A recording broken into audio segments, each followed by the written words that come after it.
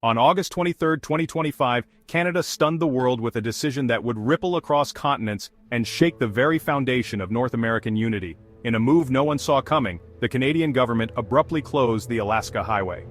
Overnight, the mainland link between the United States and Alaska, a vital artery stretching through vast wilderness, was suddenly and completely barricaded. This wasn't just a routine road closure for maintenance or weather. It was a rupture in decades of trust, a dramatic break in the partnership that had defined the world's longest peaceful border. Concrete barriers appeared where there had once been open road, and police vehicles stood as silent sentinels, enforcing a new and unexpected reality. Canadian authorities moved with remarkable speed, setting up checkpoints and installing barricades along the border. Uniformed officers, faces set with determination, worked through the night, their flashing lights illuminating a scene of confusion and disbelief. By morning the message was clear: Alaska was cut off. Trucks loaded with food and supplies, families on summer road trips, and tourists hoping to explore the wild north were all turned away. The border, once a symbol of friendship, now felt like a wall. The longest undefended border in the world had become a line of division, a tangible barrier where none had existed before. News channels broadcast images of long lines of stranded vehicles, confused travelers milling about, and camera crews capturing the growing sense of unease. The Alaska Highway, a lifeline for food, medicine, and commerce, was suddenly silent, its usual hum of activity replaced by an eerie stillness. Small border towns, once bustling with cross-border trade and tourism, now faced empty streets and shuttered shops. Communities on both sides felt betrayed, their connection abruptly severed by forces beyond their control. The world watched in disbelief, asking the same question: what could possibly drive such close allies apart after so many years of cooperation? In the capitals of Washington, Ottawa, and Juneau, phone lines buzzed with urgent calls. Diplomats scrambled for answers, but information was scarce. The closure wasn't a bargaining chip or a negotiation tactic. It was a shockwave, leaving leaders and citizens alike searching for explanations. For generations, the open border had symbolized unity and trust. It was a testament to the partnership between two nations that had stood together in war and peace, through prosperity and hardship. Now that unity was in question, and the handshake at the border felt like a distant memory. The special relationship between the U.S. and Canada was in turmoil, tested as never before. Millions who relied on the highway for their livelihoods, their families, and their futures now faced a new and frightening uncertainty. The trust that had built North America, that had allowed people and goods to flow freely for generations, was suddenly fragile, its future hanging in the balance. Around the globe, people wondered, if these neighbors, so similar, so intertwined, can't get along, who can? What hope is there for peace elsewhere? The stage was set for a confrontation with consequences that would reach far beyond the frozen highways of the north. The world held its breath, waiting to see what would happen next. The Alaska Highway is more than just a stretch of pavement. It's Alaska's lifeline, threading through some of the most remote and breathtaking landscapes in North America. This road is a vital artery, connecting distant communities and serving as a symbol of resilience and connection in the far north. Isolated from the lower 48 states, Alaska depends heavily on this route for the delivery of food, fuel, medicine, and countless other vital supplies. Every truck that travels this highway carries essentials that keep homes warm, shelves stocked, and hospitals running.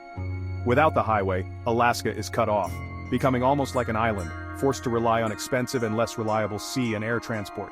This not only drives up costs for families and businesses, but also makes the state more vulnerable to shortages and delays. The highway isn't just for freight.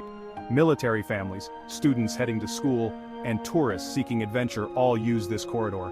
It's a lifeline that connects people, supports local economies, and brings distant communities together. For Canada, the Alaska Highway is equally important. It brings a steady stream of American travelers and commerce to remote towns, helping to sustain local businesses that might otherwise struggle to survive.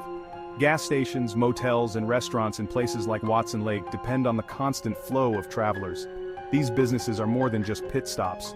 They're the heartbeat of small communities, providing jobs and a sense of connection. When the highway closes, the impact is immediate and severe. Businesses lose customers, workers face uncertainty, and entire towns can feel the economic shock. The closure threatens jobs, livelihoods, and the very fabric of these communities. Built during World War II as a symbol of unity and cooperation between nations, the Alaska Highway once represented hope and progress. Today, its closure turns that symbol into a barrier, separating neighbors and friends. The shutdown is more than an inconvenience. It's a blow to the legacy of partnership and trust that the highway once embodied, making it harder for communities to work together.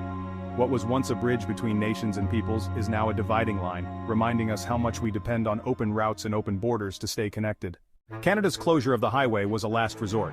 Ottawa cited trade disputes and environmental concerns, tariffs, water rights, and the strain of heavy traffic.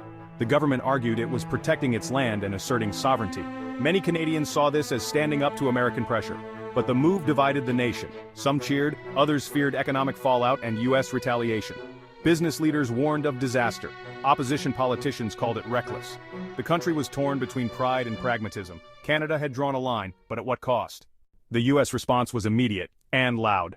Former President Trump called the closure a hostile act, vowing swift retaliation. He threatened tariffs on Canadian goods and restrictions on airspace. Trump's rhetoric turned a diplomatic crisis into a national showdown. His supporters rallied, demanding America fight back. The White House, pressured by public outrage, was forced to act tough. Trump's approach escalated tensions, making compromise harder. The dispute became a test of wills broadcast to the world. The U.S. and Canada were locked in a standoff, the question, who would blink first? The fallout was immediate. Friendship gave way to suspicion. Diplomats struggled as politicians on both sides demanded action. Public anger surged. Social media became a battleground. Americans boycotted Canadian products. Canadians celebrated their government's stand. The economic impact grew. Trade threatened, jobs at risk, prices rising. A trade war loomed, with both economies deeply intertwined. The greatest casualty was trust, built over a century, now crumbling. The alliance that anchored North America was shaken. Both nations had shown they could hurt each other. Rebuilding trust would take years. The cost of this crisis was only beginning to be felt. For Alaskans and Northern Canadians, the crisis was personal. Grocery shelves emptied, prices soared, and businesses suffered. Families worried about medical supplies and staying connected. On the Canadian side, towns lost vital tourism and trade overnight. Communities that once thrived on cross-border ties now faced hardship. Despite the political divide, people on both sides shared frustration and loss. Generations of friendship were tested by a conflict they didn't choose. Local leaders tried to help, but the damage was real. The human cost was undeniable. Lives disrupted, futures uncertain. The North's resilience was being pushed to its limits. As the standoff dragged on, the path forward became increasingly clear. Escalation would only bring mutual loss, deepening the divide between neighbors who once stood side by side. The stakes were high, not just for governments, but for families, businesses, and entire communities whose lives were intertwined across the border. Only dialogue and compromise could restore the partnership that had been built over decades. It was through honest conversation and a willingness to find common ground that hope could be rekindled and trust rebuilt. Leaders needed to lower the rhetoric, set aside political posturing, and truly listen to those most affected by the crisis. The voices of everyday people who felt the impact in their daily lives deserved to be heard and respected. The voices of Alaskans and Canadians rose together, calling for common sense, cooperation, and a return to the values that had long defined their relationship. Their message was clear. Unity was stronger than division. The enduring friendship between ordinary people remained the alliance's true foundation. Despite political tensions, neighbors continued to support one another, sharing stories, meals, and memories that transcended borders. This crisis was a test of resilience and unity, a challenge that demanded courage and compassion from all sides. Communities stood together, determined not to let fear or anger define their future. The Alaska Highway, built as a symbol of hope in dark times, reminded everyone of what could be achieved when nations worked together. It stood as a testament to shared sacrifice and vision. Reopening the border would mean more than just restoring traffic. It would renew trust, revive friendships, and signal a commitment to a peaceful, prosperous future for both countries. The future of two great neighbors depended on finding a way back to peace, partnership, and understanding. Only together could they build a legacy worthy of their shared history and hopes.